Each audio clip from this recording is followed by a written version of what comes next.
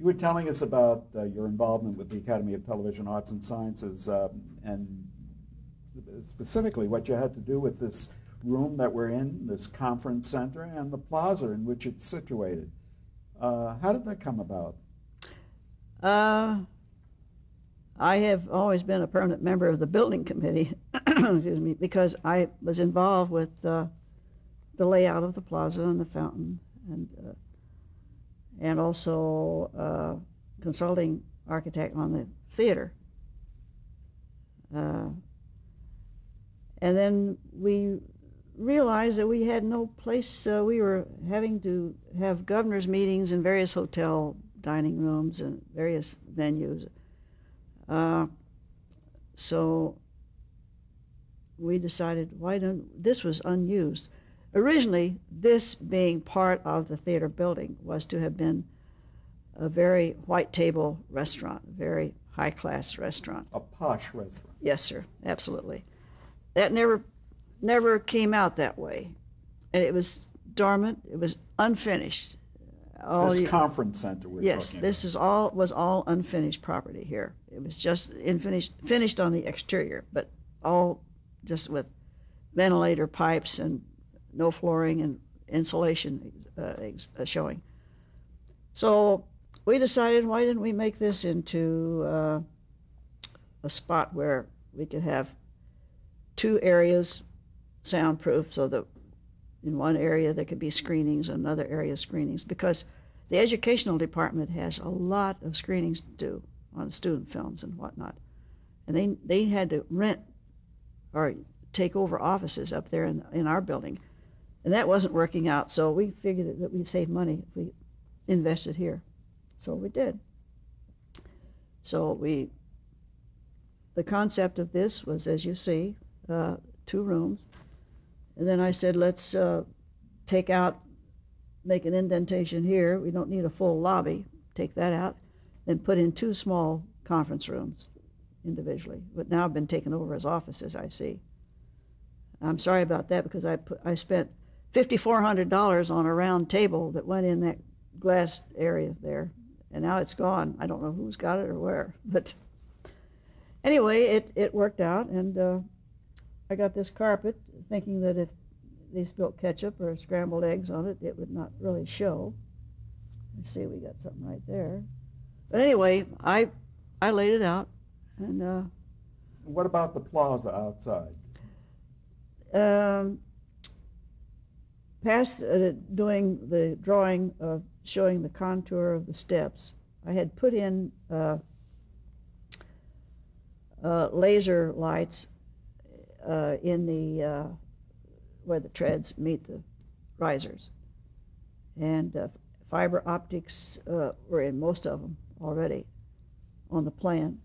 So we had it all lit up, but as time went on, one developer after another changed offices in the tower building that control this property, and they didn't care. So it has gone down in looks. There are no fiber optic lights on the stairs anymore. I worry about it because we have some older people going into the theater and at night, and they can't really see the steps out here, and there isn't enough light in this plaza. Did you help design, or did you design the theater as well? I was an associate designer on it. Right. And how does the Television Hall of Fame fit into the concept? The bronzes that you see out there in the plaza are all inductees in the Hall of Fame. Right. But when you first started working on this property, there was no Television Hall of Fame, was there? There was in John Mitchell's, who was the president at the time. It was his idea to establish a Hall of Fame. So we said, as soon as we get our own property, then we can do it. And was it your concept to do it the way we see it today? Yes, it is. What was that? Could you explain what that concept was? If you notice, the pedestals out there have the same concept as the columns that support the building. And they're all alike. It's better. If you didn't do it that way, it would start looking like a cemetery. So I said, let's, I did the drawing for the pedestals.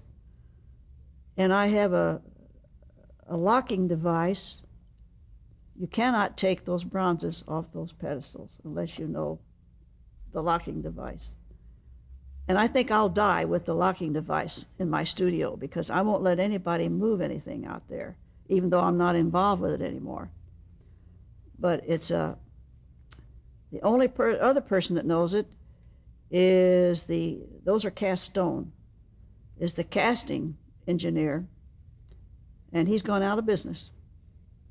Well, is there room for an infinite number of, so No. what will happen?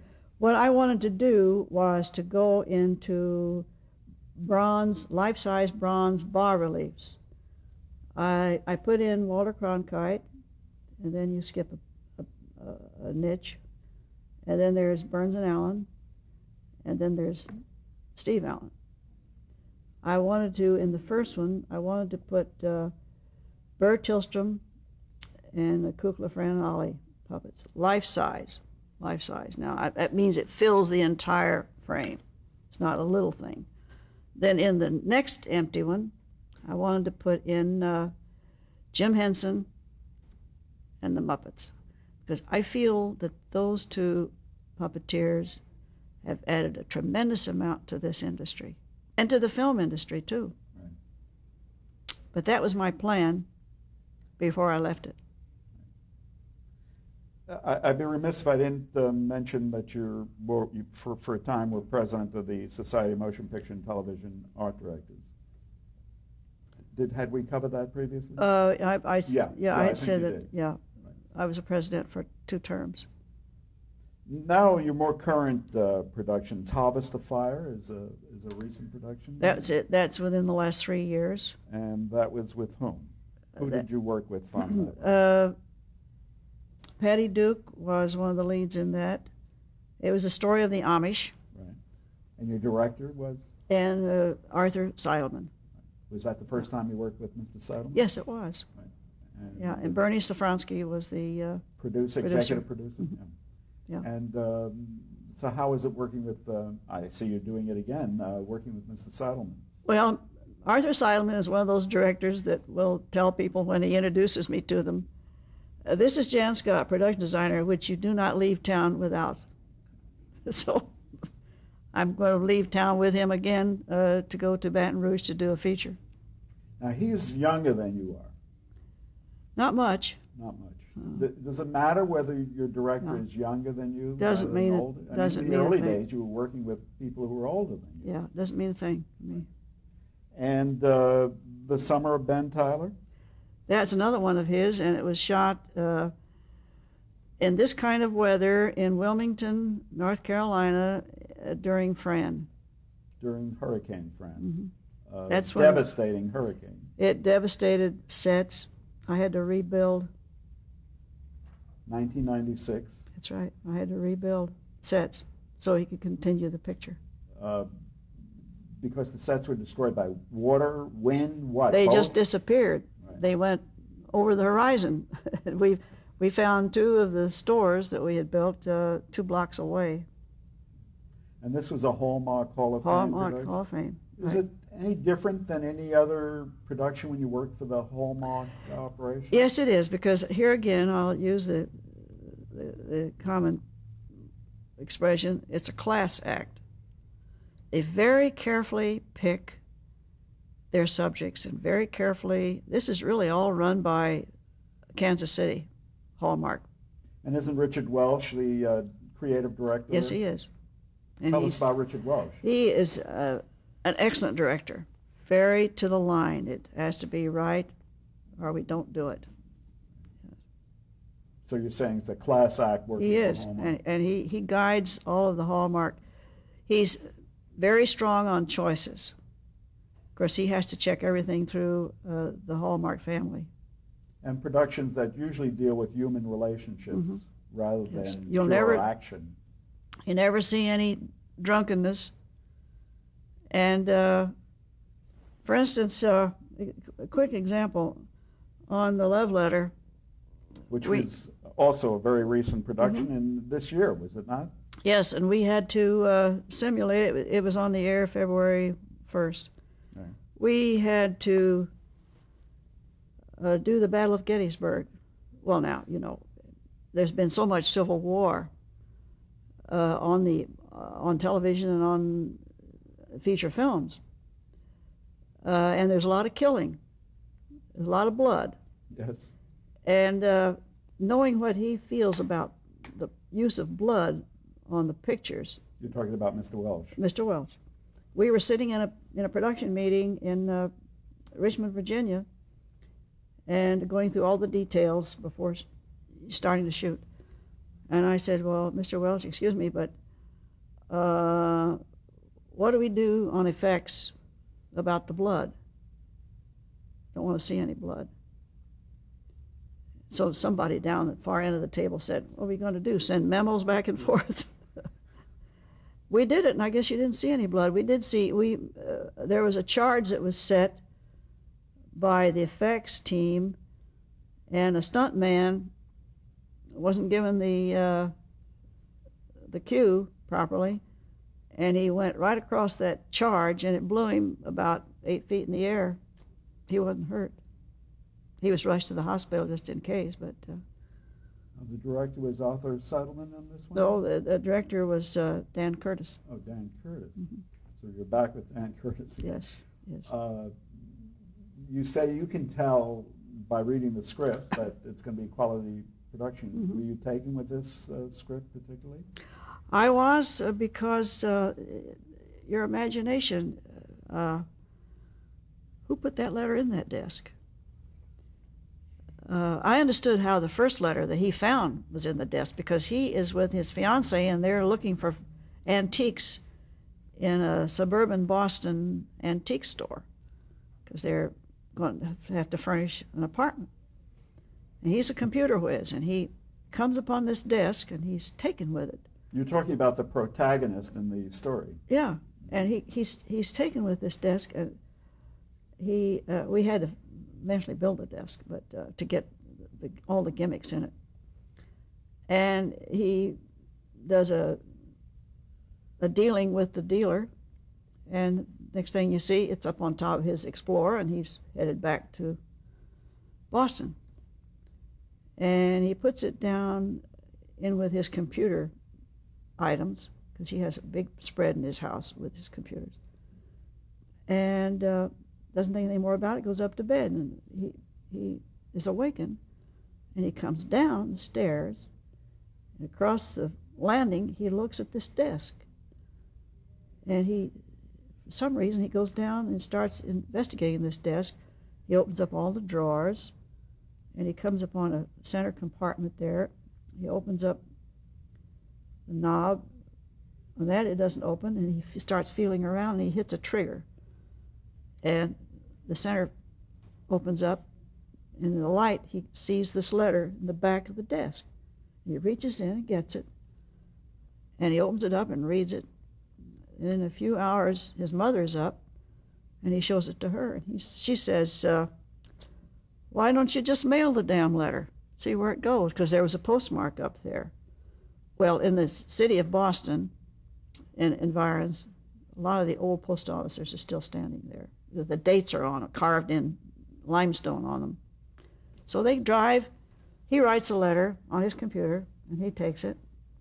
It's a letter that she has written to somebody telling that her father is going to try to marry her off to a very wealthy industrialist, and she doesn't want to go that. She wants the true love of her life instead. So they don't think anything more about it. To them, it's a big joke. 2 days later, he's now cleaning up the desk, and he's polishing it, checking out the hardware. And he opens up this little compartment, and there's an answer to his letter. A letter in there, and he picks it up, he reads it. It's a thank you and so forth, you know, for... So now I'm trying to get to sleep, having read this script, and I'm saying to myself, how did that damn letter... Okay, we have to rationalize this now. How did that answer get into that desk? Who put it there? Now that starts you out. Right. And I worked right straight through that film and never found an answer. Just like a lot of other people on the crew never found an answer. But What special challenge other than that did that production pose for you? it was the period and the weather. There's a lot of hard rain in Virginia. The people crossing cobblestone streets, long dresses on, and a lot of animals. It was a heavy animal picture because of no automobiles. This was the period that we kept switching back from 1998 to 1860, 61, 62, and 63. You have to switch back and forth, and it's difficult for everyone working to switch horses for automobiles, change makeup, change wardrobe. Technically, it was a difficult picture. Is that your most recent production? No, the most recent one was the one I think I told you about was Grace and Glory. Tell The the audience about Grace and Glory. The Gina Rowland picture that was a story of a widow lady dying of cancer, and she didn't want to stay in the retirement home. She wanted to come home and die in her own home. Developer comes in, and she owns about 700 acres of land, all apple orchards, and he's made a deal, but he made the deal through a figure that he found in the bank that was a 10-year-old figure value of this property. He wants to put in golf courses, big resort hotel, and bulldoze down all the apple trees. So, spread out the land, put links out there instead. Those apple trees are very dear to this lady because she and her husband were the ones who set them out. And he no longer there. She decides that she's going to have to protect them. So the developer comes in with all of the heavy equipment, bulldozers, loaders, cranes, big construction camp he sets up on her property. When he comes in to bulldoze the apple trees down, because he's told her he's going to do this, she literally goes on her cane, goes out, and puts herself between bulldozers and apple trees. So we're pulling another Chinese student scene here. That's what it was. Yeah. But Gina Rowland does a fabulous job. Have we seen this as yet? No, it'll air in November. And under whose auspices? Hallmark. And who was your director on this one? Arthur Seidelman. Okay, you're back with Arthur. Mm-hmm. And where was this done? It was done in Waterbury, Connecticut. And again, the challenges of this production for you? Bulldozing apple trees. Did you literally do that? I did it. I didn't do all the orchards because who's going to sit around and watching television just bulldozing apple trees down? The impact was the fact of her desire to keep these apple trees and the developer's will to get rid of them. And I'll tell you, when we set up this it's not special effects, actually. We did guy off the trees so that when they went down, they weren't going to fall on crew. And we had 3 cameras going on it, because once you bulldoze a tree down, you can't go back and do a second take. It's gone. No.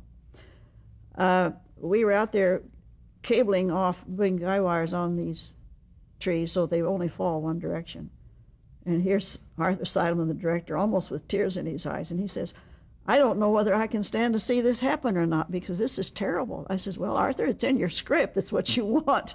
Okay, go ahead and do it. Does that dreadful word, retirement, ever enter into your thoughts? No. How do you feel that's not part of my vocabulary. Right. No. But what you do, is it physically taxing sometimes? Not really. No? No. You don't feel tired? No, I run 2.5 to 3 miles a morning. That's how you keep fit? Sure. And but you're not through with your schedule now. You still No, working I've got a on lot. something? I have a lot. I've got this picture to do. Which picture are we talking about? I'm talking about the picture that I'm doing, the feature I'm doing. Hopefully, we're going to shoot it in Louisiana, around Baton Rouge. Right. And when is that scheduled? The audience doesn't know about this, so please tell No, us. it's a picture called "Walking Across Egypt." It's a theatrical. It's a theatrical, yes. And for whom are you doing this?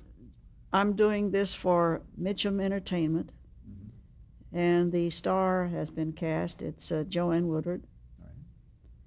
Right. They're after other good sizable names, but it starts prepping 1st of October. Right. And then 10 months from now, I'm going to start directing a Western. A theatrical. Yes. Title yet? It's called Getting Home. It's a sequel to True Grit. Right. And here's where I'm going to use digitals, because instead of 400 head of cattle, I'll get 200 head of cattle and take care of it digitally in the background. We're shooting this in Durango, and it's I'm sure it's going to be a hit, because the opening shot, if we pull it off with these 400 head of cattle descending down into this dust bowl, and literally the vibration of their hooves destroy the fronts of many of the buildings. So this is 4 to 5 camera work right here. Will you be your own art director? No, I have already hired somebody. Well, we're to the summing up part of this interview, if I may.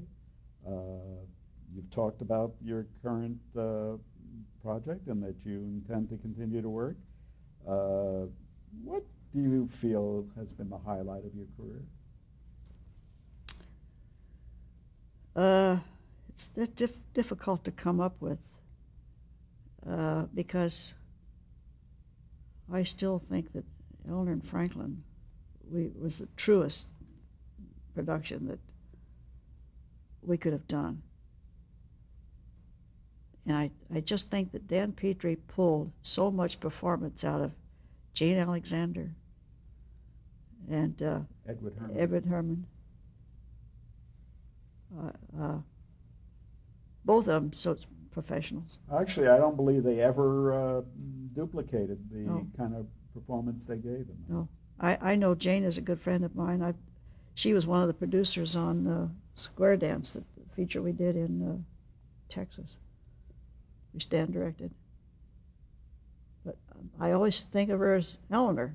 I look at her and I think say Ed Herman, I see him on commercials. Right. And to me, he's young Franklin Roosevelt selling automobiles. Over your 40-year or more than 40-year career, what do you think is the biggest change that has taken place in this business, in this industry? Technology, the technology? I think the technology I really think, cameras, films, it doesn't begin to compare to what you see in early films when they are re-shown. I think that camera equipment everybody has a little Sony or a little video camera. I am really a big fan of handheld Magicam cameras. At the Oscars this past award season, I found myself more involved in watching the camera work than I did the performance on the stage, simply because I was seeing a technique that had been so perfected that it wasn't bothering anybody. There were 2 Magicams on the floor and 2 snorkel cameras, and not many people in the audience know what a snorkel camera is. But covering this, and then you check the monitor and you check the camera, the the perfection of those technicians, I was fascinated with. Don't you think, though, that with every technological advance, there's some danger involved? Can't the very fact that the cameras are so unobtrusive pose a danger in terms of invasion of privacy? I think it helps. I think it helps the production. But it could also be used for ill as well. Oh, as yes, it can for be, good. if misused, yes. Now, the first time I saw this kind of camera work applied was Eleanor and Franklin. Petrie called it in. He called in a Magicam operator, an excellent one with gyros on all around, and it was easy to handle. And he carried Eleanor from the entrance off the north portico through the main lobby of the White House, up the grand staircase to their floor, through the doors into Franklin's bedroom, into the bathroom where he was being shaved by his Valet. yeah, his valet. Now that was a long scene, but it captured not only the set but the performance of, and it wasn't a start. How would you describe your style? What distinguishes you from other art directors? I think realism, for one thing. I was very taken back when people would call me and say, "Well, I saw a picture of yours last night, but I'm sure it was yours. We didn't see the opening credit, but we knew it was your style." And these are people that are not in the business. That was I thought a bit flattering. But then I know Lamont mentioned this one time. He says, when you started doing dramatic shows, and then other dramatic shows came along, to me, he said, "Jan, I feel that some of those people are imitating you." I says, "Well, that's interesting, because I've thought the same thing." I think you're distinguished too by your attention to detail and your taste. Your taste is exquisite. Well, my taste has to be the taste of the script, whether it's a squalid cabin or whether it's a elegant townhouse. A good script Yeah. can still be executed poorly. Yes, right. You don't look to me like a person who looks back in regret, but do you have any regrets? And please, I don't want to cut you off, so I know that we're running out of tape. Let's hold this for what I assume will be the last tape. Okay.